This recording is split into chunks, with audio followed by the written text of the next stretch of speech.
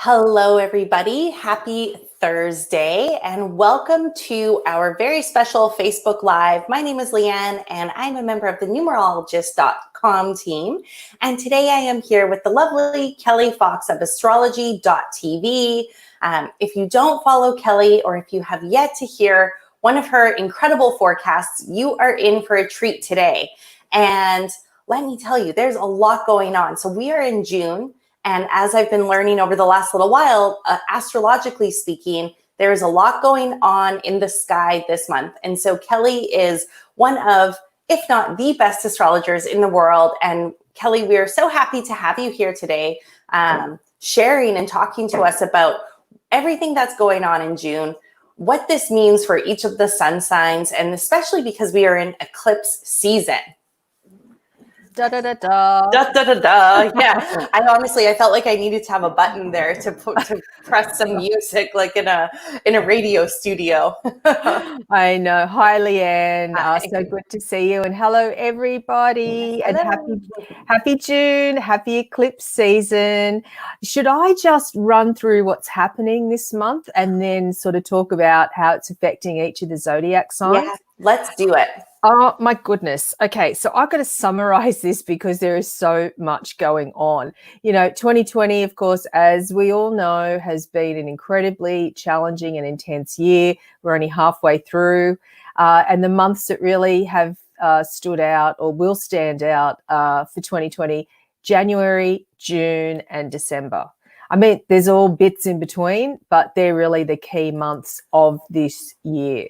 Got it. And so for June, why it's a month that really stands out, eclipse season. Now, eclipse season happens like twice a year.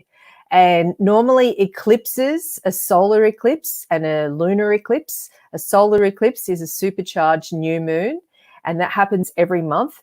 And then a lunar eclipse, which is a supercharged full moon, and full moons happen every month or every 28 days. So twice a year we have eclipse season, and eclipses, they occur in pairs or threes. And so this time it's happening in threes. And so that doesn't mean that, well, actually, it does mean that it is more intense when it's threes, because that means eclipse season goes on for 4 weeks instead of 2 weeks. And, the effects of eclipses are not just in the moment, on the day, or even that week. The effects of the eclipses could last up to 6 months. And that always depends on where the eclipses are falling or occurring in your natal astrology birth chart. So, so it affects all of us. Eclipses affect all of us. It just depends on every individual on where the eclipse affects us personally. So eclipse seasons, the next lot of eclipses are going to be end of November and December. So that will be another turning point for this year. And I think we had eclipses back in January as well. Is that correct? Yes. So very interesting. Now I know eclipse is really magnified intensity, but the good news is we survived January. So if we come this far, I'm confident that we can get through June, especially with all of your insight and advice for us. Oh, thank you. So for June, let me just start from the beginning with June. And on the 5th, we had a lunar eclipse, and the 5th feels like so long ago, but it was actually last week. And I can't believe that it was only like a week ago or something like that we were talking. And I know, it's crazy, right? I feel like I'm in a bit of a time warp, and I can explain that. We can blame Saturn for the time warp feeling. If anybody else has that like sped up feeling or even slowed down, Saturn is the planet of time. Saturn is lord of time. Saturn is also lord of karma. So that's that sort of time warp feeling. So last week we had a lunar eclipse in Sagittarius. And so lunar eclipse being the supercharged full moon, and being in Sagittarius, it was all about freedom seeking. So, Sagittarius is a sign of the explorer, the philosopher, the seeker, and of course the freedom seeker. And it also is about foreign places and foreign cultures. And did I say that Sagittarius was a philosopher? So anyway, so the full moon just supercharges or super intensifies those things around. In this case, it was Sagittarius. So whatever sign the moon is in, that they're the keywords of what we should look to or look for, during that period. And also, as I said, it comes back to us uniquely or individually or personally. And so if you have your sun in Sagittarius, if your zodiac sign is Sagittarius, then, this is a very pivotal time for you, and it's a very supercharged time, and it's basically your annual full moon when things come to a head or things culminate. And so the other signs that are being affected, that were affected by the lunar eclipse of last Friday, are the mutable signs. And the mutable signs are Gemini, Virgo, Sagittarius, and Pisces. So basically, if we think about the full moon being like, and as I said this last week, the full moon is like a giant flashlight up in the sky, lighting up the dark night sky. So if you take that as the metaphor, the full moon, or in this case, the lunar eclipse, is definitely like a giant flashlight shining into the darkness. So we can think, yes, we can. It's interesting that you say that, because I'm a Pisces, and I feel like lately it's like, I can't ignore anything. Mm-hmm. It's right there. It's in front as much. If I want to push it to the side, there's no ignoring it. And that's what these different times will do. So yes, that is right. And I said like planets in any of those signs, the mutable signs, but also if your ascendant or rising sign is in Sagittarius. Now, of course, the ascendant or rising sign is based off the time of birth. And, you really need an accurate time of birth to determine what your rising sign is. And then, of course, the rest of the houses. We can still do astrology without birth times, as I've done in the video report. I was just going to say, I'm like, for everybody tuning in, you'll see that I've included a link to get a free personalized astrology video report from Kelli. You can go to video.astrology.tv. It's absolutely free, and it is such an incredible experience. It is an experience. I've never said that about a forecast or a reading that I've done anywhere else, and I've gotten a ton of them. So check it out and share this with your friends as well. So make sure that you share the video, comment, add people into the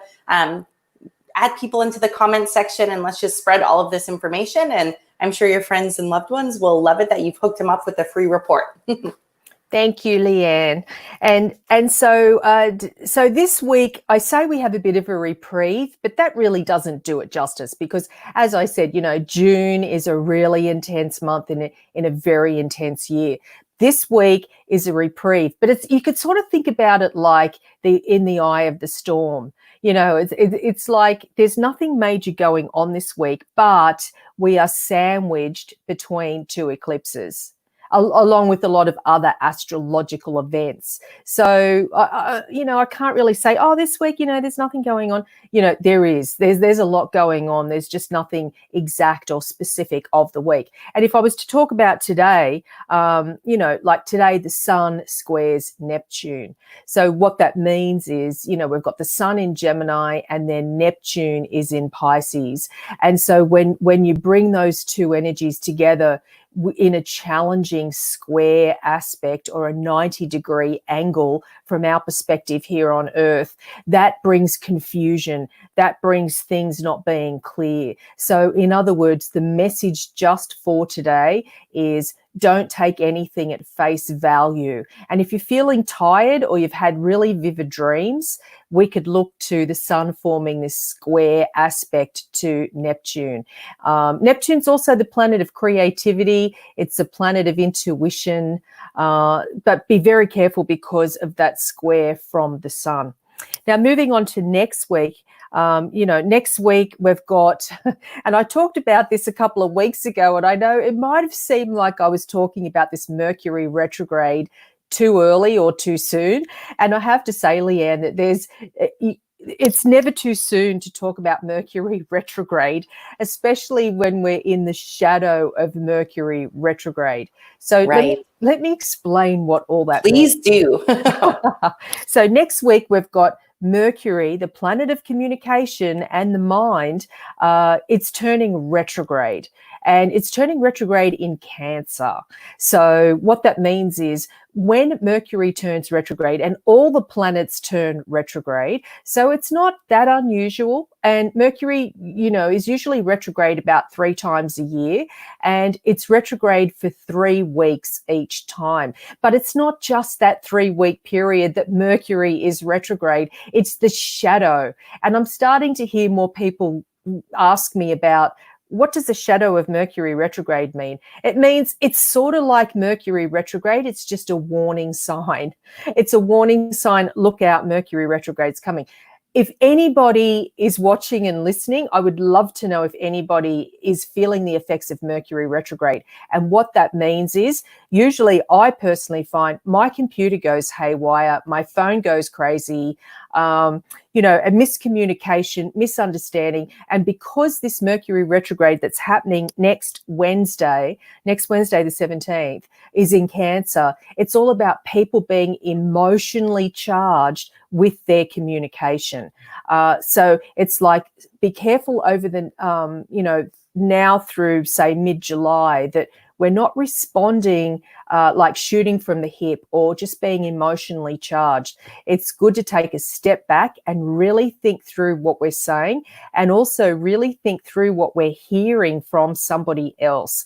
So typically Mercury retrogrades, it's not a time to sign agreements or make really big purchases. I mean, this stuff can be, it sometimes it's unavoidable. That's just life.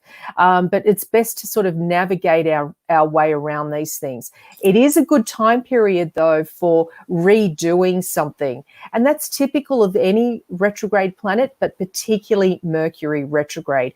It's a good time for anything that starts with an RE.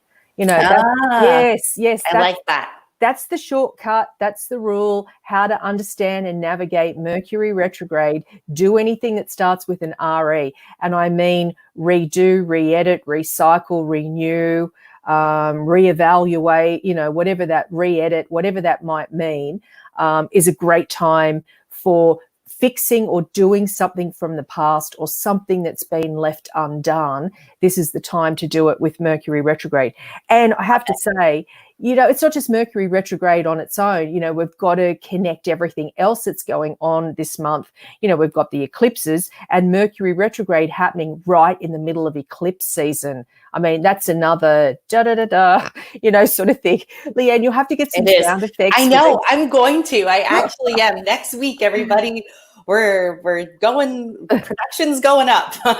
Absolutely. So, and then, on the 20th, we've got the solar eclipse in Cancer and the solstice on the same day. And I know every time I've been talking to you, I'm raving about this day and these two major events happening on the same day. It's gigantic news. It's a gigantic turning point, because both these things in astrology, the solstice represents, a change of season or a new beginning. And of course, in the northern hemisphere, it's the summer solstice, and in the southern hemisphere, it's the winter solstice. So it's all about new beginnings when there's a change of season. The equinox, with spring and autumn, represent the same things. And then, of course, the solar eclipse, as I said before, is like a supercharged new moon. So giant new beginnings, like huge new beginnings are coming about. And more so if you're a water sign. That's why you're excited. If you're a water sign, and that's Cancer, Scorpio, and Pisces. And if you're born early in the water signs, even more so for you. And then, of course, the solstice marks the time when the sun moves into Cancer. So we're moving into birthday season for Cancer, the crab.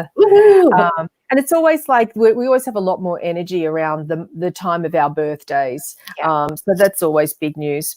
Oh, Leanne, you should also mention that maybe at the end or something. Yeah. Oh, maybe next week. I was going to say the free birthday gift. Well, it's funny because I feel like I read your mind. So I was going to say for all of the Cancers, or if you know a Cancer in your life, stay tuned because we have a special gift lined up for all of the Cancerians out there. Cancers out there. Cancerians? I don't know what the both is good. Okay, awesome. Yeah, so stay tuned for that because it's coming up.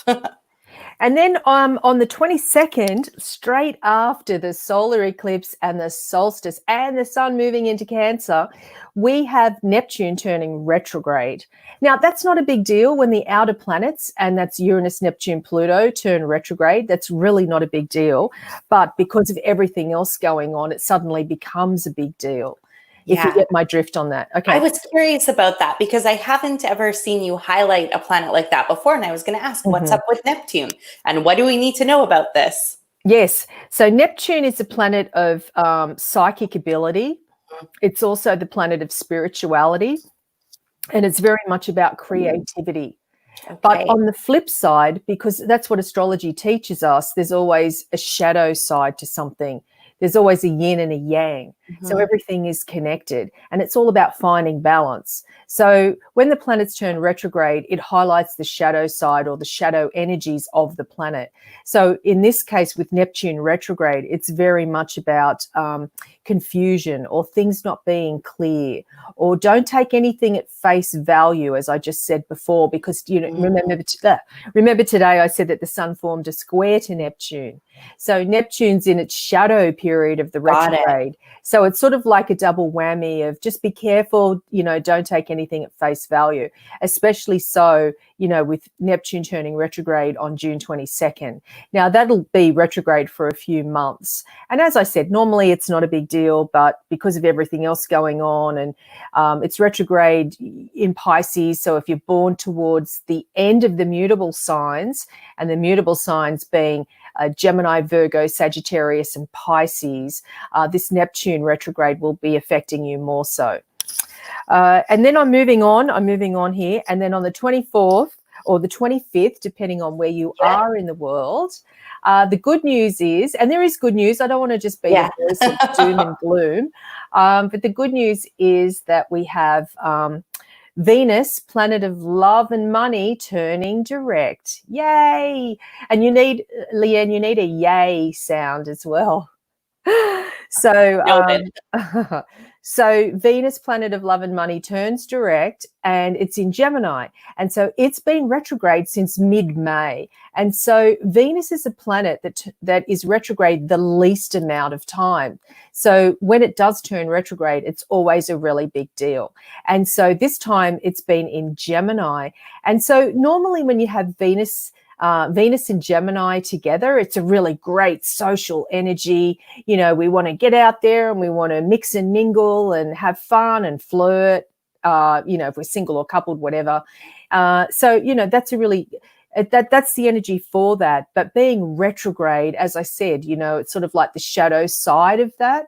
So, and a lot of us haven't been able to move around freely as we normally do in our lives. So, maybe the result of that has been sort of like this pent up energy of wanting to get out there and connect with other people, because it's a very good networking energy as well. And if anybody has had any sort of plans that have been put on the back burner because we haven't been able to move forward or we haven't been able to connect with other people, after Venus turns direct, so basically, end of June onwards, we can move forward with those connections and the network of people that we have, or the acquaintances and things like that. So it's also going to be really good for information and getting the information that we need or that we haven't been able to access, since May. So I'm excited about Venus moving forward and no longer being retrograde in Gemini.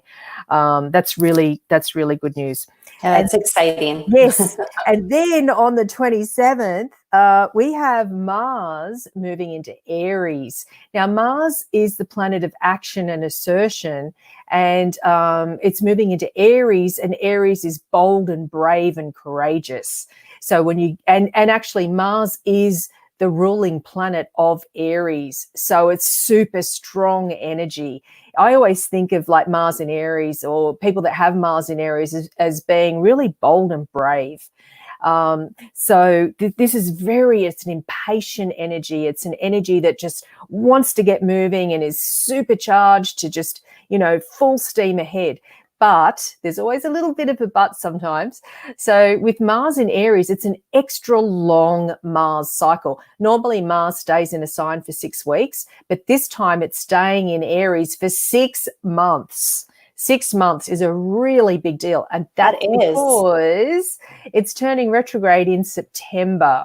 Now, Mars in Aries retrograde, that doesn't really go very well together. So be very careful if you're a cardinal sign, and that's Aries, Cancer, Libra, Capricorn, that you're not like running off in some direction without any forethought, because that might catch up to you in September, October, November. So what's going to be really important, if you're one of those cardinal signs, is to just take baby steps. Don't just dive in at the deep end and go for it. It's very important, especially with everything else going on with the eclipses and the Mercury retrograde, that we just take baby steps, one foot in front of the other. Right. And what's going on? I haven't finished June. I was like, I know this is crazy. There's so much. I've been tracking the dates that we're on. I'm like, well, there's still about a week left in June. So on the 29th, there's good news. We have Jupiter conjunct Pluto. So normally I don't talk about these secondary influences and the aspects, but this is definitely one that I need to talk about. So Jupiter conjunct Pluto is a very, very, very good energy. Jupiter is a planet of luck and good fortune. Pluto is a planet of change. When they come together in a conjunction, it's great news. It's really good news. This happens 3 times this year. So this energy is sort of like the diamond in the rough. So it happened April 4th. It's happening again June 29th, and then it's happening again November 12th. So what that means is it's very good for finances. It's very good for making big financial changes for the benefit of not just ourselves, but for other people. Now, if you're a cardinal sign, or you have any planets in cardinal signs, towards the end of these signs, and that's Aries, Cancer, Libra, Capricorn, this is great news for you. This aspect is great news. And I have to say, I've got this full article on astrology.tv that talks all about this particular aspect. And how it affects every zodiac sign. I get into a lot of detail. So that's one there. And I just want to end this before I move into the zodiacs for each of the zodiac signs for June. July 1st, I know I'm jumping into July, but I sort of have to. July 1st, we've got Saturn retrograding back into Capricorn. So that might sound like a lot of gobbledygook, but it's really significant given the year we're having. So, basically the foundation, the astrological foundation of 2020 is Saturn conjunct Pluto. That's it. Everything else, eclipses, solstice, whatever, yes, that contributes to the year, but really the foundation here is Saturn conjunct Pluto. That occurred exact January 13th of this year, and it was in Capricorn. So what that means is 2 of the heaviest hitting planets, Saturn and Pluto, came together. And so what it does, it rips apart our structures, it rips apart our foundations as we know it, and then it rebuilds in a completely different way. Now, the issue here is the tighter we hold on to the stuff that no longer works for us, the more it's going to be ripped away. So the key here is to be open to new directions, as hard and challenging as they may be. And of course, we all know how hard and challenging it is. Yeah. So we can harness that energy of the new moon to really plant those new seeds. So that's take advantage of the new moon to set up for a more smooth sailing July. Yes, the solar eclipse. Absolutely. Yeah. So that's Saturn retrograding back into Capricorn, where it will be through mid-December. and then it moves back into Aquarius, where it was just for a few months this year, just to give us a little bit of taste of technology and science that we're going to be relying upon quite heavily over the next few years. And so just to end this sort of recap of June and sort of July, and then the final eclipse of this eclipse season is happening on July 4th. Now we know what that day is, right? It's the birthday of the USA. So we have a lunar eclipse. It's in Capricorn on July 4th, or I'm looking at the times here, July 5th, depending on where you are in the world. So what that means is, remember, the lunar eclipse, we just had one last week. It was in Sagittarius. Now this one that's happening July 4th is in Capricorn. And this is all about leadership and authority and rules and regulations and structure and foundation. But what's really key here with this lunar eclipse in Capricorn is very much about the long term. And I know it's really hard for most of us to plan for the long term at this time, but this is a time to really think through because of, as you just said, you know, this new moon solar eclipse occurring on the 20th of June, which is next Saturday. This is all about new directions and new beginnings, and we're sort of getting a bit of a boost from the lunar eclipse in Capricorn to sort of propel us into this new direction. Good to know. Yes, and There's so much. That's sort of the overview. Yeah. And I know we're running out of time, but I really, if it's okay with you, Leanne, I really do want to go through each of the signs. Okay, I'll do it really quick. Hey. So how this time period, how this eclipse season or how June is affecting Aries. So the big news for Aries is more towards the end of the month where Mars, your ruling planet, moves into your sign. So I talked about, 6 months Mars will be in Aries. Aries, for you, be careful, September, October, November, when Mars is retrograde, but also this, the lunar eclipse, July 4th, July 5th, that will bring up some challenges for you. So the things that you hadn't been wanting to, and of course with the Mercury retrograde not helping as well, but it's like the things that you hadn't want to deal with, now you will be forced to deal with things. It's not bad because you've got your ruling planet on your side. It's just take the bull by the horns and just deal with the stuff that comes up, and you'll get through it swimmingly. So for Taurus, the big news for Taurus for June and at this time is that Taurus, your ruling planet is Venus, a planet of love, and Venus has been retrograde since mid-May. So it's been a bit challenging for Taurus because your ruling planet has been retrograde, but the great news is it's moving forward, 24th, 25th of June, and so things will be able to move ahead for you. And so that's really great news. It's great for affairs of the heart, it's great for your wallet, and you will see brighter days most definitely. So for Gemini, for you, for June, your ruling planet is Mercury. And so Mercury will be turning retrograde next week for 3 weeks. So what that means is that, you've got to get creative financially because, Mercury's retrograde in Cancer. So this is all about don't sweat the small stuff. It's important to pay attention to the bigger picture because we're in eclipse season, and eclipse season really forces all of us to look at the bigger picture. So, in some ways, not just go with it, but it's like, of course, get everything lined up, but it's like, try not to get too frustrated if you can't get your point across. Gemini is an air sign, the other air signs being Libra and Aquarius, and Gemini is definitely one of the most articulate signs of the zodiac.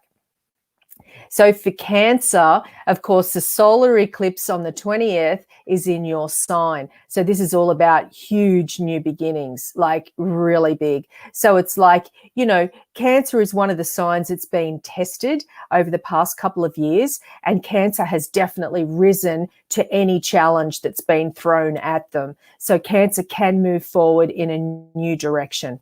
Now, for Leo, for you, this is all about, feeling good more towards the end of the month. Venus turns direct in a compatible sign. Mars moves into a compatible sign. So it's like all systems go.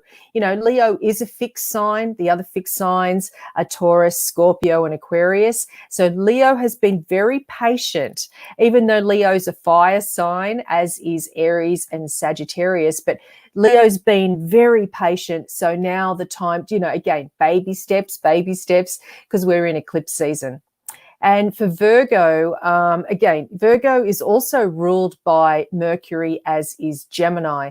So there might be take care with communication and what you say. You know, Virgo is a very cautious earth sign. The earth signs are Taurus and Capricorn. They're typically very cautious. So this is not a time for you, Virgo, to make those decisions rashly, which you don't sort of do anyway. It's a time to really think things through and research before taking those steps. Now, if you're a Libra, so for the next 6 months for you, Libra, Mars, the planet of passion, will be in your relationship zone. So what that means is that it's finding the balance with passion, because as we know, passion can be good and not so good. It depends, depending on what sort of passion we're talking about. So Libra is the sign of the scales, and Libra is all about finding balance and compromise. And that's what you'll be called to do now through the end of the year. And so for Scorpio, what happens with that Jupiter-Pluto conjunction I talked about on June 29th, it's like you're being handed the reins of power at this time. Yours is one of the power signs of the zodiac. So what's going to be important is to be flexible, which can be hard for Scorpio to do a lot of the time. Scorpio being a fixed sign. So it's like it's important that you, when you're handed the reins of power, that you take everybody into consideration. You know, it's going to be up to you, Scorpio, how you use the power that's been given to you. Now, for you, Sagittarius, your annual full moon or the lunar eclipse of last week, you know, affected you in a way where in some ways like the spotlight was on you. Nothing you can't handle, but it might be time to take a step back and know that your way is not the only way, or maybe your ideals are not the only ones or the right ones, to incorporate everybody's viewpoint into the bigger picture. And Capricorn, for you, again, you know, you're one of the signs that's really been tested over the past few years, and it's nothing you can't handle. Now, with Saturn and Pluto in Capricorn in your sign, this is incredibly powerful for Capricorn. This is definitely a time to step up, to take a step in a new direction. And you can do it because you are a cardinal sign. And the cardinal signs are the initiators of the zodiac, the trendsetters. The cardinal signs are Aries, Cancer, Libra, and Capricorn. And then Aquarius for you. So what is happening for Aquarius is that, you know, the past couple of years have been challenging for Aquarius, new beginnings and what have you. And then with Saturn moving into Aquarius in March, where it was for a few months, before now retrograding back into Capricorn. So there is a bit of a reprieve for Aquarius, but what this is calling you to do is to think about your long-term plans, and is to use that genius, brilliant mind of yours to really help the world evolve, to really help us all step up in a new direction, because we're only going to be able to do that through scientific and technological breakthroughs. And so we're all leaning on Aquarius to sort of lead the charge on that. And then finally for Pisces, so what's been called upon for you is last week, the lunar eclipse we had in Sagittarius might have brought some challenges to the surface for you with regards to career, with regards to your aspirations and where you want to go long-term on your career path. So it's like if you don't lay the foundations now, decisions will be made for you. So it's better to actually be in control of your own destiny rather than have someone else call the shots. That's it from me, Leanne. Noted. Thank you. Thank you for sharing everything that you did today. I've been reading the comments and a lot of people are saying, bang on. Yep, that's true for me. So thank you for sharing everything that you did, Kelli. And for everyone who joined us, thank you so much for tuning in today. And as a as a thank you gift for joining us and tuning in, and because Kelli is just amazing, she is giving away a free personalized astrology video report. So make sure you go check that out. You can grab it. Again, it's completely free, video.astrology.tv. I highly encourage you guys to share this video, comment, and add your friends and family in. We're definitely there's a lot going on in the world and there's a lot going on in the stars. And so any information that we can share to make life flow more easily and to better prepare for what lies ahead, the better for everyone. So we're going to be here next week because next week we've got a lot going on. So I look forward to connecting with you again, Kelli, and just thank you so much for joining us and sharing your wisdom. Thank you, Leanne. And thank you, everyone, for tuning in. And 3 shows next week, right? Yeah, I think so. We've got 3. All righty. Have a good one. Bye. Bye.